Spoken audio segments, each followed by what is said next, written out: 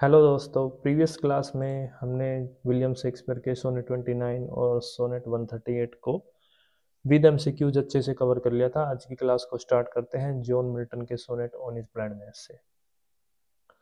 Friend, जो on his blindness है ये सोनेट है जो पब्लिश हुआ था मिल्टन के 1673 का जो कलेक्शन था उसमें ये पब्लिश हुआ था।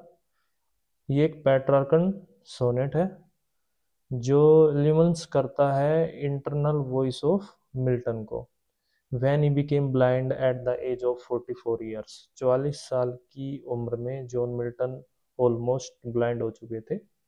उसी का ये एक खूबसूरत डिस्क्रिप्शन यहाँ पे मिल्टन ने किया हुआ है। On his blindness is an autobiography poem in nature. तो जो इस पोएम का या जो सोनेट का जो नेचर है फ्रेंड, वो है autobiography poem. It explains in its first 8 lines his grief over losing his eyesight, because after losing eyesight he remains no ability to reveal his poetic talent which is given by God। Petrarchan sonnet है तो friend वही Octave और sestet.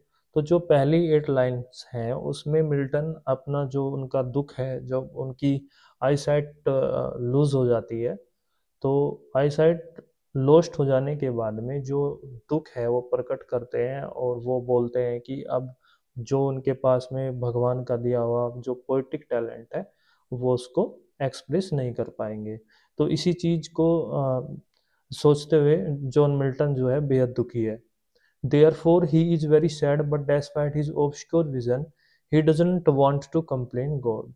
लेकिन इसके बावजूद भी way God से कोई भी कंप्लेन नहीं करना चाहते कि भाई उनकी जो आई साइट है वो लॉस हो चुकी है, लेकिन इसके बाद भी वो गॉड से कोई कंप्लेन नहीं करते हैं। इन द फाइनल 6 लाइन्स जो सेस्टेट है उसमें मिल्टन क्या बोलते हैं, his internal voice reassures him that God is so kind that he gives a lot of gifts talent to human, but in lieu of he doesn't not need to human work or any service from creatures of the earth। Octave में Milton क्या बोलते हैं कि उनकी आई site चले जाने के बाद में वो जो उनका पोएटिक टैलेंट है वो अच्छे से एक्सप्रेस नहीं कर पाएंगे, जिससे गॉड उनसे उनको पनिशमेंट ना दे दे या फिर गॉड उनको डांट ना दे या फटकार ना दे। तो इसी चीज़ को चलते जॉन मिल्टन दुखी होते हैं। लेकिन जब सेस्टेट में हम पढ़ते हैं तब मिल्टन बोलते हैं, वो रीअश्योर करते हैं कि गॉड को किसी भी मानव के वर्क की नीड नहीं है, ना ही किसी की गिफ्ट की नीड नहीं है। गॉड देने वाले हैं न कि लेने वाले हैं। Further the poet says that who patiently accept God's will are his best servants even if they are only standing and waiting। आगे पोएट क्या कहते हैं कि जो धैर्य पूर्वक गॉड की जो इच्छाएं होती है उसको एक्सेप्ट कर लेते हैं वे ही गॉड के सबसे अच्छे सर्वेंट होते हैं, और वो अपना बारी आने की या उन्हें जो अवसर प्रदान किया जाता है सर्व करने का वो गॉड द्वारा प्रदत्त किया जाता है, और उसकी या अपनी बारी को वो प्रतीक्षा करते हैं। The structure of this sonnet, the sonnet is in the Petrarchan form. ये मैंने आपको बताया कि with the rhyming scheme. Petrarchan sonnet की फ्रेंड्स राइमिंग स्कीम है A B B A. Trick में कह सकते हो अब्बा अब्बा सी डी ई। और पेट्रार्कन सोनेट सड सी डी सेस्टेट में ये भी होता है। लेकिन मिल्टन ने इसमें कॉन्सेप्शन दिया है पेट्रार्कन सोनेट में, या कह सकते हो जो पेट्रार्कन सोनेट की जो थीम है। अगर आपसे क्वेश्चन पूछ लिया जाए कि पेट्रार्कन जो सोनेट है उसमें जो राइमिंग स्कीम है वो तो बिल्कुल आपको वही मिलेगी जो पेट्रार्कन में है, जैसे हमने पढ़ा हुआ है अब्बा अब्बा और सी डी या फिर सी डी। लेकिन जो चेंजेस क्या है ना, जो इसमें लिखा हुआ है कि Miltonic conception of the form. जो Miltonic conception of the form है ये है कि इनकी जो थीम है इस थीम में मिल्टन ने चेंज किया है। चेंज क्या क्या है, जो एंजमेंट का यूज किया गया है। एंजमेंट होता है कोई भी continuation of a sentence without a pause. किसी भी सेंटेंस में अगर पॉज ना हो, बिना किसी पोज के सेंटेंस कंटिन्यूएशन चलता रहे सेंटेंस में, उसको एंजम्मेंट बोलते हैं। और ये ही बदलाव मिल्टन ने किया है पेट्रार्कन सोनेट की इस टाइप में। राइमिंग स्कीम पेट्रार्कन की रखी है, लेकिन पेट्रार्कन सोनेट से थीम इन्होंने चेंज कर दिया है। तो इस क्वेश्चन को आप प्रॉपर से ध्यान रखिए। अब ये तो मैंने आपको ब्रीफली बताया, अब लाइन टू लाइन इस सोनेट को कवर करते हैं।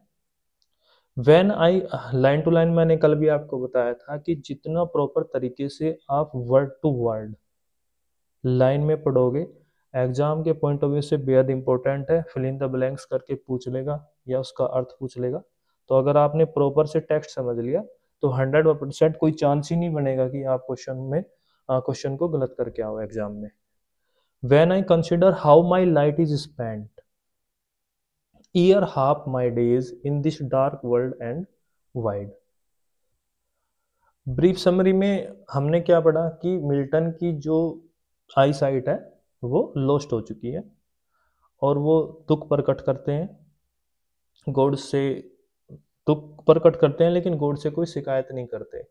और फिर सेस्टेट में हम पढ़ते हैं कि जो अच्छे जो गॉड की विल को एक्सेप्ट करते हैं वही गॉड के ट्रू वर्शिपर होते हैं। तो इसी समरी को ध्यान में रखते हुए हम टेक्स्ट को कवर करेंगे। In the first two line Milton laments होता है विलाप करना। How is high sight has lost at the middle age of 44 years which make him this world dark and bleak. Clear? And that one talent which is death to hide. जो talent का यहाँ पे discussion किया गया है, यहाँ पे talent का मतलब है पोएटिक जो उनकी जो राइटिंग स्किल है, जो उनका पोएटिक टैलेंट है मिल्टन का, वो है। And that one talent which is death to hide, the poet is worried about his writing talent which is given by God to him will go to in vain. अब जब उनकी आई site चली गई तो वो व्यर्थ में चला जाएगा ना talent which is death to hide. जो ये फ्रेज है talent which is death to hide, ये रेफर करती है पैरेबल ऑफ द टैलेंट्स को। अब पैरेबल ऑफ द टैलेंट्स है क्या? Parable of the talents is a Bible story found in the gospel of Matthew and Luke about A master who gives his servants talents before a journey. ये parable of the talents है।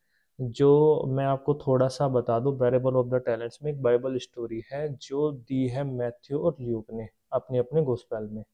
दोनों ने similar ही दी है। ये कहानी क्या है, इसमें एक मास्टर है जिसके 3 सर्वेंट होते हैं। वो तीनों सर्वेंट को अपने पास बुलाता है और उनको कुछ कॉइन्स पहले सर्वेंट को 5 टैलेंट्स देता है। टैलेंट्स कुछ भी आप टैलेंट या कुछ कॉइन्स से आप इसको समझ सकते हो। उसको 5 कॉइन्स देता है और जो उसका दूसरा जो सर्वेंट होता है उसको 2 कॉइन देता है और जो थर्ड सर्वेंट होता है उसको 1 देता है। 1 कॉइन देता है, उनकी एबिलिटी के अकॉर्डिंग वो उसको अलॉट करता है इन कॉइन्स को। The first 2 servants use their talents और coins to invest and double their money. जो पहले 2 सर्वेंट होते हैं फर्स्ट एंड सेकंड, वो उस मनी को डबल करके ले आते हैं। जबकि जो थर्ड सर्वेंट होता है वो क्या करता है, वो ग्राउंड में ही उनको हाइड कर देता है, छिपा देता है। When the master returns, he praises the first 2 servants for their enterprise, but he condemns the third servant as wicked and lazy, taking away his single talent and casting him into outer darkness. लेकिन जब वो third servant से पूछता है कि तुम क्या करके लाए, थर्ड सर्वेंट ने तो उसने तो वो छिपा दिया, जमीन में ही छिपा दिया। तो वो उससे बोलता है कि तुम लेजी हो। तो यहाँ का जो अर्थ है हमारे इस सोनेट से ऑन इज ब्लाइंडनेस की टैलेंट का which is death to hide, तो जॉन मिल्टन इसलिए अपना दुख एक्सप्रेस करते हैं कि जो उनका पोएटिक टैलेंट है वो नहीं चाहते कि वो हाइड हो जाए। इसलिए जो ये फ्रेज है, क्वेश्चन आ सकता है talent which is death to hide, जो फ्रेज है किस चीज से रेफर करती है? पैरेबल ऑफ द टैलेंट्स है और किसका? मैथ्यू और ल्यूक का। ठीक है, next line, lodged with me useless though my soul more bent. In this line the poet illumines if his talent became, illumine होता है स्पष्ट करना, व्यक्त करना, व्याख्या करना। If his talent became waste it will remain useless with him because he finds himself unable to compose poems due to his blindness. but his inner voice tells him that he is ready to reveal his writing skill despite lose vision. अब क्या दुख प्रकट कर रहे हैं, यही दुख प्रकट कर रहे हैं कि उनकी जो आई साइट है वो चली गई है, अब वो अनेबल हो जाएंगे कि वो पोएम्स को कैसे कंपोज करेंगे अपनी जो ब्लाइंडनेस के चलते। तो उनकी इनर वॉइस क्या बोलती है कि वो फिर भी तैयार है अपनी राइटिंग स्किल्स को रिवील करने के लिए, भले ही उनकी जो आंखों की रोशनी है वो जा चुकी हो। Next text, to serve there with my maker and present my true account lest he returning child. Maker का यहाँ से मतलब है God, my maker. The poet says that he wants to use his poetic talents to serve God, but fears if he cannot do so effectively, so he will have to present a poor account of his life. Therefore, God will rebuke him if he doesn't use his talent properly. अब इन lines में Milton क्या समझते हैं, वो यदि वो अच्छे से अपने पोएटिक टैलेंट को से गॉड की सर्व ना कर पाए, अच्छे से क्यों नहीं कर पाएंगे, क्योंकि उनकी आई साइट चली गई है, तो उनको डर रहता है कि गॉड उनको रिब्यूक ना करे। रिब्यूक होता है डांटना।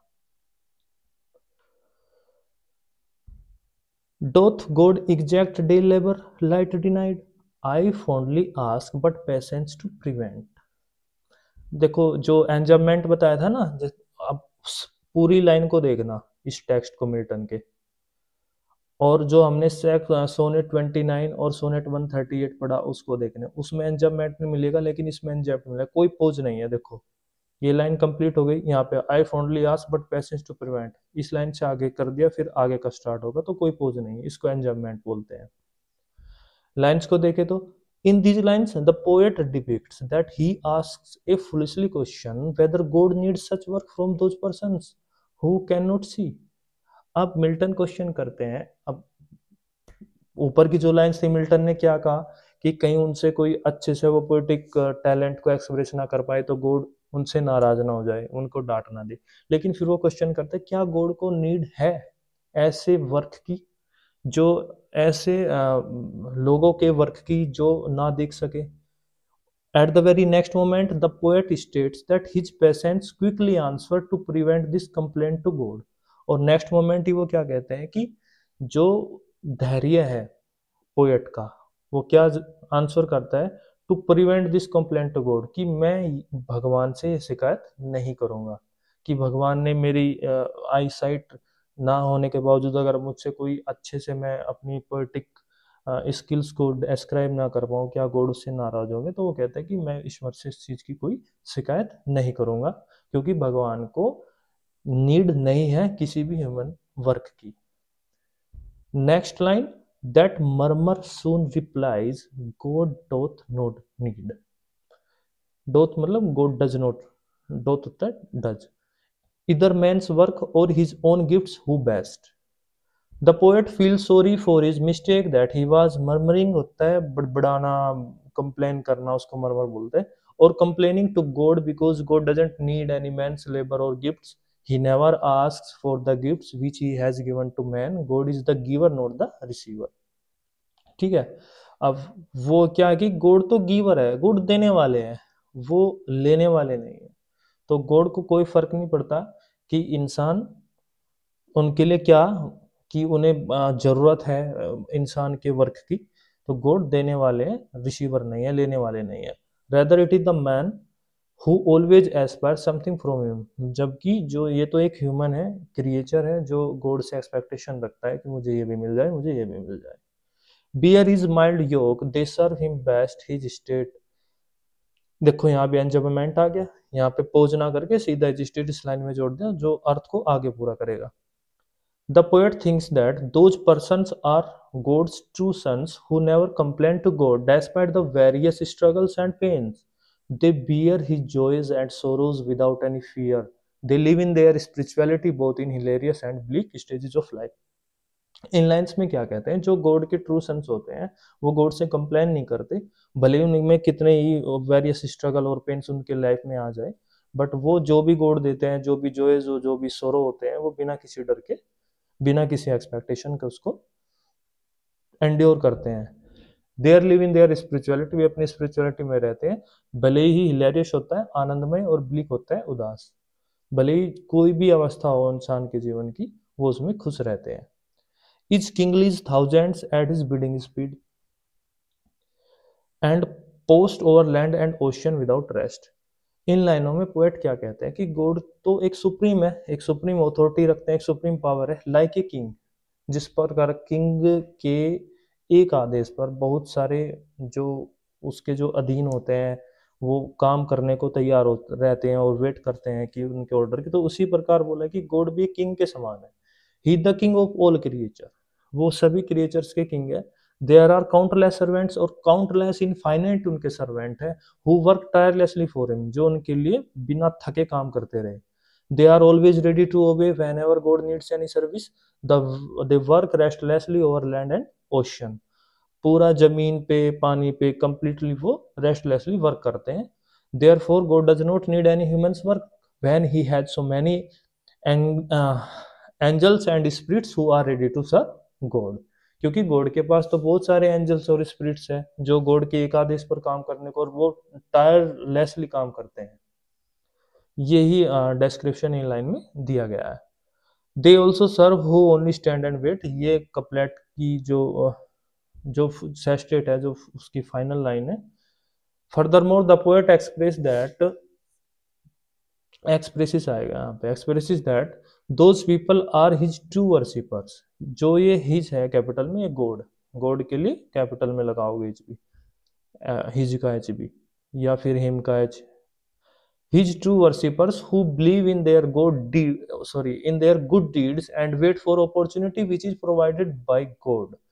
अब इस लाइन में पोएट क्या कहता है कि जो लोग या जो भी व्यक्ति भगवान के, गॉड के ट्रू वर्शिपर होते हैं, वो बिलीव करते हैं गुड डीड्स में, और वो वेट करते हैं अपनी अपॉर्चुनिटी की जो गॉड द्वारा दी जाती है। वो नहीं कहना who only stand and wait, जो वेट करते हैं, स्टैंड करते हैं, वे जो ट्रू वर्शिपर होते हैं गॉड के। Readiness to serve God is also a kind of his service, वो तैयार होते हैं गॉड की सेवा करने के लिए किसी भी अवस्था में, चाहे वो दुखी हो या फिर वो खुश हो। So a man should wait for this for his turn, तो जो टर्न करते हैं अपनी बारी के लिए। तो ये लाइन कंप्लीट होगी फ्रेंड। अब एमसीक्यूज करते हैं, जल्दी से कर लेते हैं। आपको ध्यान देना है कौन सा आंसर होगा, इसी समरी से क्वेश्चंस है।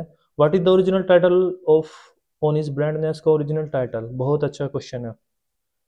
देखो 1673 जो पोएम है इसमें तो पब्लिश हुआ ऑन हिज ब्रांडनेस, और सोनेट 19 जो है इसका ओरिजिनल टाइटल है। ये पर्सनल सोनेट है, पहले जो उसका नाम था सोनेट 19 था, फिर बाद में 16 पब्लिश, वो बाद में पब्लिश होने के काफ़ी टाइम बाद में 1761 में इसको थॉमस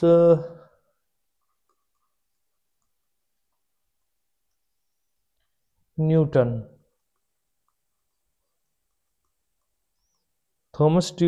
ने नाम दिया था ऑन हिज ब्रांडनेस का, और ये दिया गया था 1761 में, याद रखना, थॉमस न्यूटन। सो जो ओरिजिनल टाइटल है ऑन हिज ब्रांडनेस का वो सोनेट 19 है। Next question number 2, what talent is the poet afraid of losing and why is he saddened by it. किस टैलेंट के लिए पोएट दुखी है कि ये चला गया और अब वो दुखी है, तो क्या है वो? सिंगिंग टैलेंट, डांसिंग, आप देख पा रहे होंगे। The answer D, poetic talent. Next question, God doth not need, what is the mean of this line. बताओ, नीड ऑफ मनी है, ह्यूमन वर्शिप है, नीड ऑफ मैन्स वर्क है, या फिर एप्रिसिएशन है। क्या नीड नहीं है गॉड को? मैन के वर्क की नीड नहीं है। The answer will be C. Next, ere half my days in this dark world and wide, which state of poet does this line define. बताओ friend, ere half my days in dark world wide, क्या poet किस मनोस्थिति को या किसी स्थिति को परिभाषित करती है ये लाइन? उनकी फाइनेंशियल स्टेबिलिटीज को, फाइनेंशियल क्राइसिस को, फिजिकली डिसेबिलिटीज को, या सोशल अफेवल को। अब फिजिकल डिसेबिलिटीज ही तो हुई ना, जो उनकी लोस्ट जो आई साइट है वो फिजिकल डिसेबिलिटीज में है। The answer will be C. Next question, when I consider how my, feel कीजिए, dark soul day light. Comment में बताइएगा क्वेश्चन नंबर 4 का आंसर क्या है। Next, that murmur soon replies, what is the appropriate meaning of murmur in this sonnet. तो appropriate meaning क्या होगा, praise होगा, प्रेयर होगा, कंप्लेंट होगा, कंडेम होगा। कंडेम तो नहीं होगा निंदा करना, कंप्लेंट होगा शिकायत करना। The answer will be C. Next, talent which is death to hide refer to, मैं अच्छे से बता दिया। ओके, कमेंट्स बॉक्स में बताना क्वेश्चन 6 का भी आंसर क्या होगा। Next question, John Milton talks of poetic talent, he alludes one talent to the famous passage in. Famous passage ये लिया गया है द बाइबल, मैथ्यू 25:14-30 से। The answer will be A.